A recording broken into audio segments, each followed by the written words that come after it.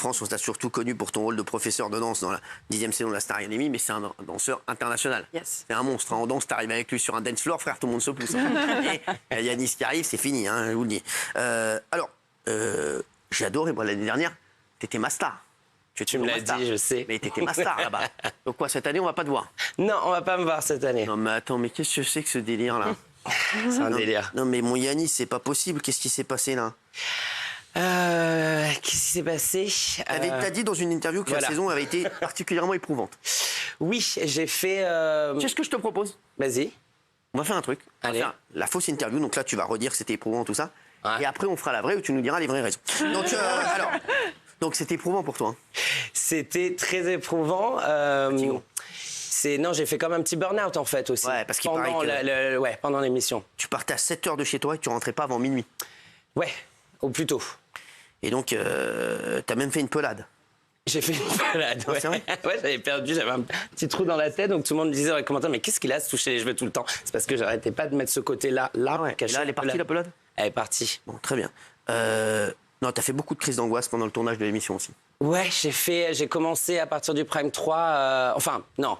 La vérité, c'est que j'ai toujours fait des crises d'angoisse. C'est pas nouveau. Mais c'est revenu très agressivement à partir du Prime 3. Ouais, il paraît que tu te réveillais pendant la nuit en pensant que tu étais filmé. Ça m'est arrivé une fois. Ouais.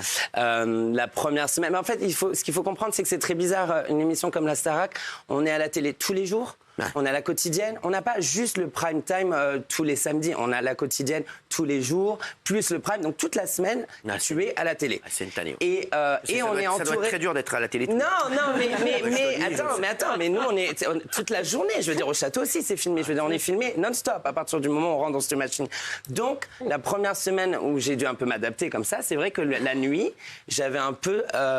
ça m'est arrivé une fois, c'est vrai, de me réveiller en plein milieu de la nuit et de penser qu'il y avait une caméra, quoi. Je fais très bien le mec qui se réveille. Tu vois? Ah non, vraiment, c'est un Donc c'est vrai, et là je me suis dit, il y a un problème quand même. Non, ouais, tu pensais qu'il y avait une caméra. Bah écoute, j'espère qu'elle n'était pas tout le temps là, même quand tu faisais autre chose que dormir. Elle n'a pas le temps de faire autre chose, tu vois. Pour évacuer ce stress, tu faisais quoi? Alors, non, une fois, c'est pas pour évacuer ce stress. Je faisais quoi? C'est une fois, j'avais pas de... Non. Ça a commencé avec cette première fois. Attends, laisse-moi parler, Cyril. J'ai rien dit. J'avais donc pour la première fois pas de répétition un samedi avant un prime. Normalement, j'ai toujours des répètes. Et là, tous mes tableaux, les répétitions étaient le vendredi. Donc, je me suis autorisé, je me suis dit, bon, allez, ça faisait 3 semaines déjà, j'en peux plus. Un petit kiff. Je me suis dit, je me fais un resto avec mes potes et cette fameuse phrase, un seul verre, hein, puis après je rentre. Oui. Et donc, voilà, j'ai fait la fête ce soir-là. Je voulais fêter l'événement, je voulais fêter l'expérience, tout ça. J'étais heureux, en vrai. C'est parti d'un bon sentiment. Je rappelle que l'abus d'alcool est dangereux pour la santé. T'étais beurré. C'est ça. Et donc, je suis allé trop loin comme je sais bien faire. Ah, t'étais beurré.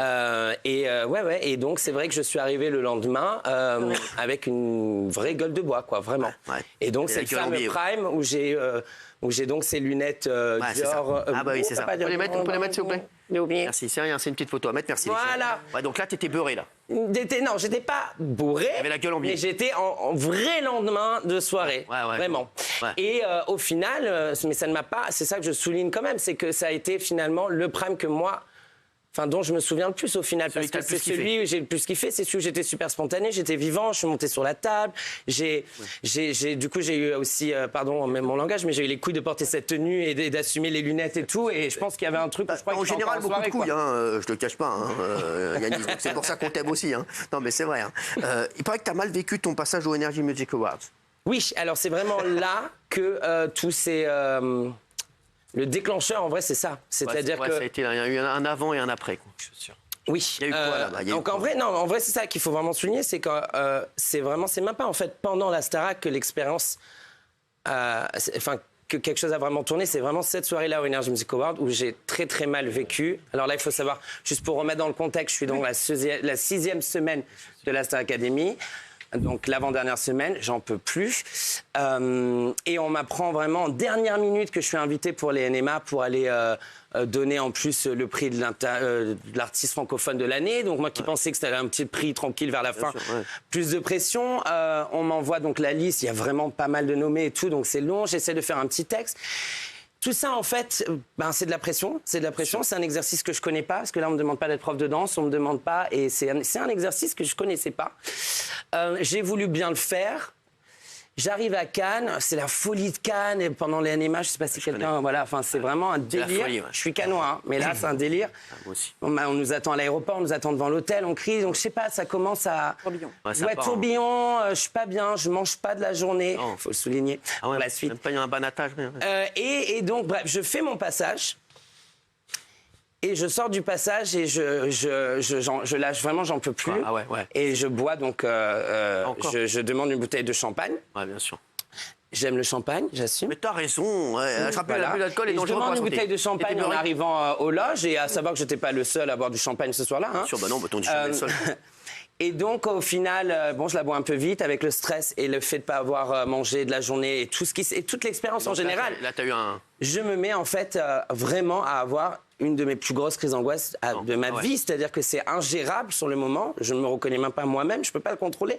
Je pleure, je tremble, je n'arrive plus à respirer. Je pense que je vais mourir. Je pense que j'ai envie de mourir. Enfin, c'est vraiment intense. C'est une vraie... C'est pas... Je pleure, je suis triste et je suis vraiment dans un état et qui n'est pas en fait gérable et où on ne peut pas se contrôler dans ce moment-là. Et donc je demande à me faire évacuer du Palais des Festivals, mais par derrière, parce qu'il y a tellement, c'est Cannes. T'es pas bien. Donc on me sort par la plage et je rentre à mon hôtel tranquillement. Sauf que en fait parce que c'est vraiment ça, donc la grosse histoire.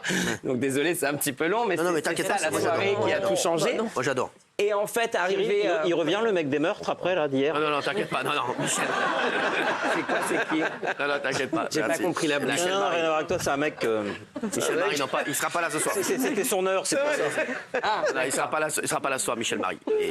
bon, Alors, et donc, continue du non, mais coup. j'adore, moi, Yannis. Alors, c'est quoi l'histoire? Alors, tu et donc passes je par rentre derrière. à l'hôtel et donc j'ai cette personne-là qui était... Parce que je suis pas allée au NMA accompagnée. Et je pense que c'est l'erreur que j'ai fait, c'est ça. Ouais, Je pense que j'aurais dû y aller accompagné d'un ami et ne pas être seule et ne pas me retrouver seule là-bas. Et j'ai pas fait ça parce que voilà, bref, manque de budget aussi, comme d'hab.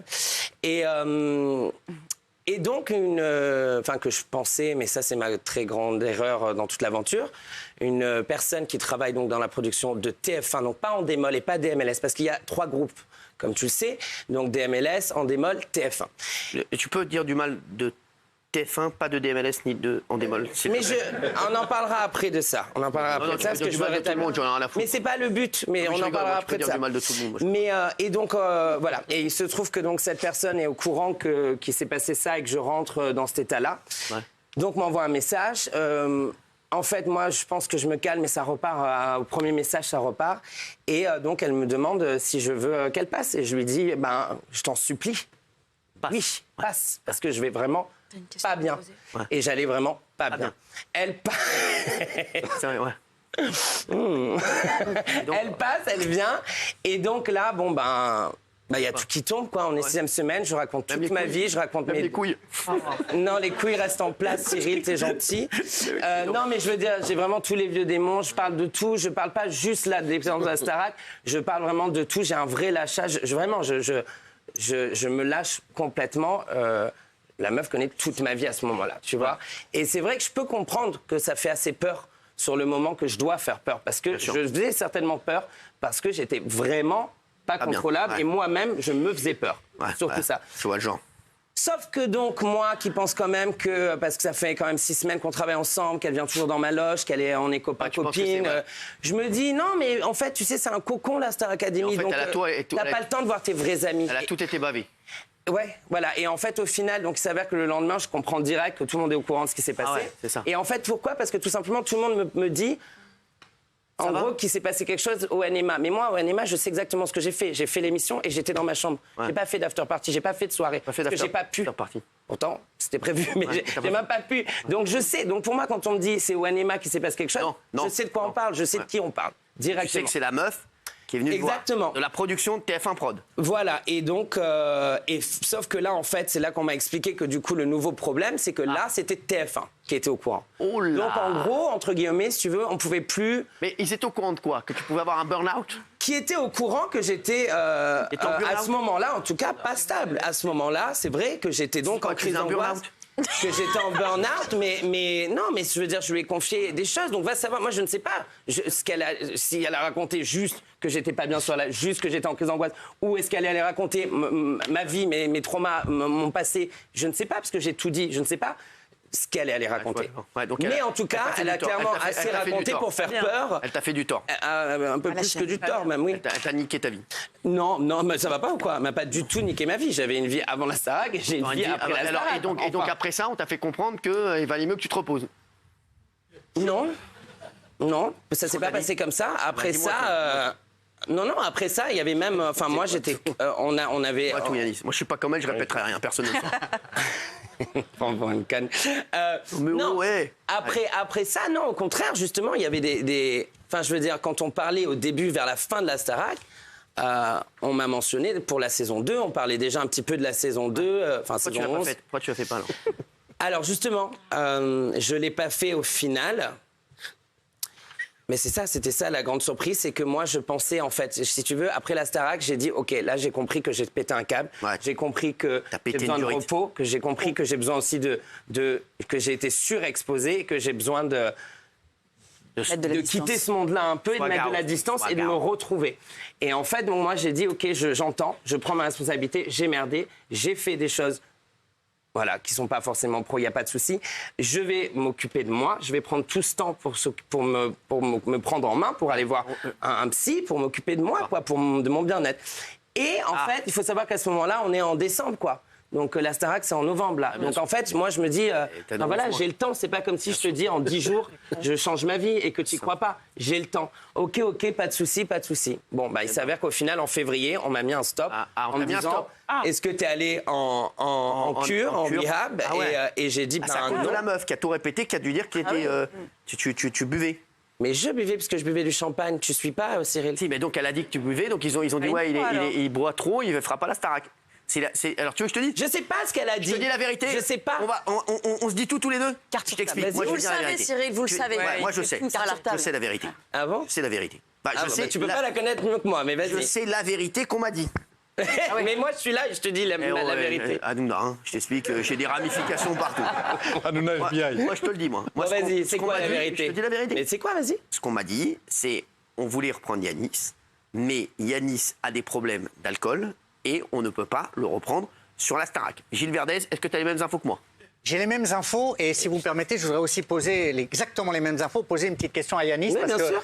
Yanis, j'espère que ça va vous permettre de lever un petit doute sur une rumeur insidieuse qui court les rédactions. Et comme vous êtes franc, vous allez répondre. Mais oui. Ce qu'on dit, ce que certains prétendent en tout cas, c'est qu'il n'y aurait pas que l'alcool. C'est que, est-ce que vous auriez pris... à cette soirée-là ou d'autres produits, par exemple des produits stupéfiants qui auraient pu faire... Non, mais je préfère vous le dire, vous savez que ça tourne. Oui, mais donc, je sais que ça tourne, c'est pour ça que j'ai accepté de faire l'interview avec le Parisien. Avez-vous pris des produits stupéfiants et est-ce que ça aurait pu revenir aux oreilles de TF1 qui donc aurait dit on arrête tout avec Yanis? D'accord, alors non, c'était beaucoup... Excusez la sincérité de la question, hein, mais je préfère vous la poser. Moi, j'ai une autre question, c'est est-ce que vous avez vraiment... Si tu me permets de répondre à cette question, puis après tu vas c'était juste si vous avez vraiment 5 doigts, parce que les gens qui ont des gants toute la journée, en général, ils ont que 4 doigts. J'en ai 10. Tu vois, j'en ai 10. Bien sûr, c'est pas Mickey. J'en ai 10. Justement. Mais là, en plus, la question est intéressante. Gilles. J'en ai 10. Donc, ok. Belle intervention. Bravo, Yanis. Et donc, du coup, pour répondre à ta question, c'est exactement pour ça que j'ai fait le Parisien, pour mettre la chose au clair. J'ai bu, oui, j'ai buvé, mais après, attention, j'explique. Oui, je buvais du champagne dans ma loge. Avant, attention, on parle que du samedi soir déjà pour commencer. La semaine, je ne bois pas, je suis au château, on l'a vu, sinon, ça serait vu à la télé. J'ai très bien fait mon boulot. Les seuls moments où c'est vrai que je m'autorisais, et c'est aussi pour me mettre dans le mood, parce que c'est 4 heures de prime, bordel, un samedi soir, et qu'il faut être festif, il faut pas se faire... Enfin voilà, quoi, tu vois. Je suis comme ça. Je buvais, effectivement, avant les primes, dans ma loge, j'avais du champagne, et je buvais pendant les primes, dans mon mug, j'avais du champagne et je buvais après les primes. C'est vrai, je l'ai dit, je l'ai reconnu. Voilà. Et malheureusement, ce qui se passait, c'est que du coup, je devenais fragile et le mix de tout ça, plus la fatigue, plus la pression, faisait que mes crises d'angoisse venaient et devenaient de plus en plus régulières. Et seulement, le problème, c'est que si à la rigueur, j'avais juste fait ça, mais j'avais fermé ma gueule, et que j'avais dit à personne, ça serait passé crème. Parce qu'on aurait juste dit, bah en fait, il est festif, il boit un peu de champagne, mais il fait le taf, parce que c'est ça qui s'est passé. Donc, pas de en drogue. revanche, non. En revanche, par contre, c'est que j'ai ouvert ma bouche moi-même en appelant les mauvaises personnes pour leur dire moi-même que j'étais mal et que j'avais besoin, en gros, d'aide. Mais ça... C'est ça ma grosse erreur. Et c'est pour ça que je dis que c'est de l'hypocrisie au final. Parce que si j'avais rien dit, je serais encore sur la 2e saison. C'est tout simplement de l'hypocrisie. Voilà. Après, je veux juste, parce que comme ça je suis lancé. Vas-y, mon Yanis. Ça va? Je parle pas trop Je vais continuer. Je vérifie le nombre de doigts, c'est tout ce qui m'intéresse. Ils sont bien 10. J'allais dire un truc vulgaire. Mais non, t'en as déjà dit suffisamment comme ça, des choses Oui. vulgaires. Bon, j'ai rien dit encore. Oui. Non, je veux juste finir sur ça. Comme ça, après, tu peux me poser les questions que tu veux. Mais je veux bien mettre quelque chose au clair. Je ne suis pas venu là ce soir où j'ai pas fait l'interview pour déclarer, il y a une mouche qui me vole, pour déclarer la guerre avec TF1 ou avec qui que ce soit. Je ne veux pas la guerre, en revanche, je veux la paix avec moi-même. C'est ça la différence et la nuance. Je voulais expliquer ma vérité. Parce que, ça m'a fait beaucoup de bien de le dire, parce que je suis quelqu'un d'entier, parce que j'en ai pas honte de cette vérité, je n'ai pas honte de moi, je suis fier de ce que j'ai fait, je suis fier de mon parcours, et parce qu'aussi, je n'ai plus de place pour des bagages supplémentaires dans ma vie. C'est juste ça aussi. J'ai assez porté de choses, j'ai un passé compliqué, comme pas mal d'artistes, je suis écorché vif, j'ai des choses, j'ai porté beaucoup de choses toute ma vie et j'ai plus la place. Je veux t'alléger. Tu me gaves un petit peu. Non mais je te le dis. J'ai que t'alléger. Si tu veux bien, je veux bien finir mon interview et puis après on peut parler de toi. Non, c'est que c'est un peu long, c'est pour ça. Non, mais non. C'est le but. Intéressant, Mais Yannis. dis-moi, Très intéressant, parce Yannis. qu'au bout d'un moment, C'est très intéressant. c'est gentil, mais voilà. Bref, donc je viens pas là pour faire la guerre avec qui que ce soit. Je viens juste pour ça. Il faut le dire. Entre autres. On va faire la guerre en loge après, par contre. Non, mais je m'en fous, en vrai. Bon, Yanis, donc, ce que je disais, ma version, c'est la même que ta? C'est la même version. Donc, c'est ce que nous expliquait Yanis, c'est qu'il a fait une soirée, ça a été mal interprété par une personne dont il avait une confiance en cette personne, elle l'a trahi, elle a fait passer Yanis pour un mec qui avait des problèmes d'alcool, et c'est remonté aux oreilles de TF1, et TF1 a dit on arrête avec Yanis parce que... Et ça s'est surtout additionné au 3e prime et à toutes les fois où c'est parce que c'est pas que cette soirée, je n'ai jamais dit ça. De toute manière, c'est très clair, j'ai tout dit, je n'ai rien caché. Tout est dit, j'ai fait une interview, j'ai tout dit, je n'ai plus rien. Voilà. D'ailleurs, je veux clôturer ce chapitre de ma vie en venant là ce soir. Merci, ça veut dire que je l'ai fait sur papier en interview, je le fais maintenant en face. Et après, bonne émission, bonne chance à tout le monde. Il n'y a pas de problème. Je suis sûr que l'émission va cartonner. La star de l'émission, ça reste l'émission, comme je l'ai dit. Tu vas nous manquer, Yanis. Merci. Je te le dis parce que moi, je t'adore. Mais c'est très gentil. Faut que tu reviennes me voir alors quand tu auras un peu. Je t'adore aussi. Pourquoi tu viens pas nous voir un peu des fois comme ça? Tu restes avec... Mais je vais revenir. Non, mais c'est vrai, comme ça, tu viens, on fait des petites chorés tous les deux et tout. C'est pas chaud, sans rigoler. Je suis chaud. Moi, je suis bouillant. Moi, j'adore ce. Il sera là, lui aussi? Non, mais...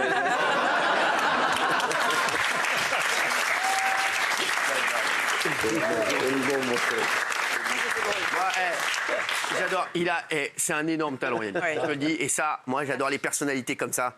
J'adore. Comme Yann aussi, c'est une personnalité incroyable. Non, mais en plus, j'ai rencontré lui, il est très sympathique. Il est incroyable. Je te dis, c'est un génie. Très doué en plus. Vous êtes deux génies dans votre genre. En plus, j'ai regardé Surtout avec mes doigts. Il est très doué, hein. Ouais, je sais pas ce qu'il a avec vos doigts, mais bon. Mais je sais pas.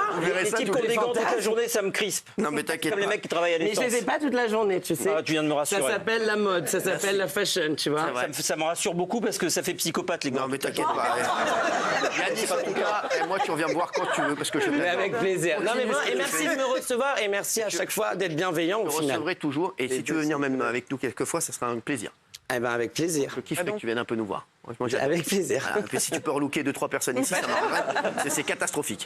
Merci. On va se retrouver dans un instant. Une manifestation devant M6 pour protester contre la diffusion d'un documentaire sur Stéphane Plaza. Est-ce que vous trouvez ça normal ou pas? On aura les dernières infos d'ailleurs sur Stéphane Plaza, puisque ça a rebondi aujourd'hui. Et vous allez voir cette histoire folle. 12 décès suspects de patients opérés pour de simples fractures dans un hôpital des Vosges. Le cri du cœur des familles. Ils rentraient pour une fracture et ils revenaient plus. C'est un truc de fou, alors on ne sait pas ce qui se passe là-bas. On aura des éléments de réponse dans un instant, vous allez voir. C'est l'histoire folle du jour. Ce sera dans un instant, à tout de suite. putain.